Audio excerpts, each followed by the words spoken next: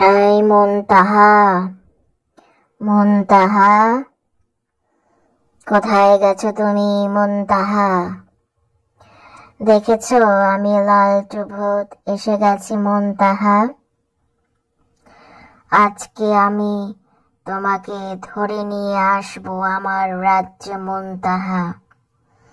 আমার রাজ্যের নাম লালটু ভূতের রাজ্য, বুঝেছো মুনতাহা? আমার এই রাজ্যে তোমার মতো অনেক ছোট ছোট বাবুরা আছে মুনতাহা।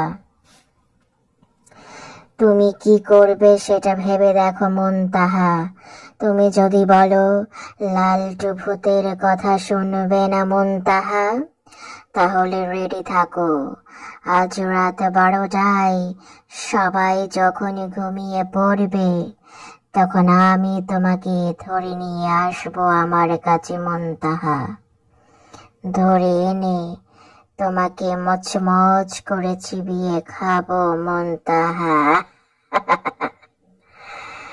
আর তুমি যদি বলো আমি গুড গার্ল হয়ে যাব, বাবা মার কথা শুনবো, ঠিক মতো পড়াশোনা করব, স্কুলে যাব, মোটেও দুষ্টুমি করব না, টিভি দেখব না মুনতাহা, তাহলে আমি তোমাকে ছেড়ে দেব।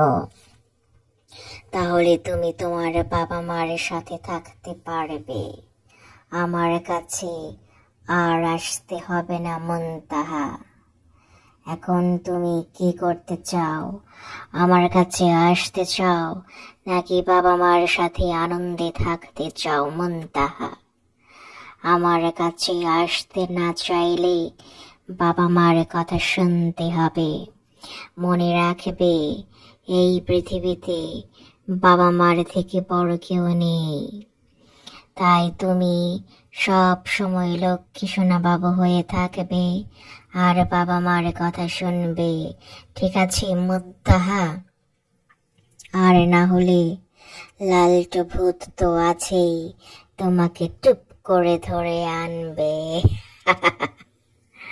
মুনতাহা, মনে রেখো, তুমি যদি বেশি বেশি খাও তাহলে তোমার গায়ে অনেক শক্তি হবে, তোমার মাথায় অনেক বুদ্ধি হবে মুনতাহা। তাই এখন থেকেই তুমি লক্ষ্মী সোনা বাবু হয়ে যাবার চেষ্টা করো। বেশি বেশি খাও, বেশি বেশি পড়াশোনা করো মুনতাহা।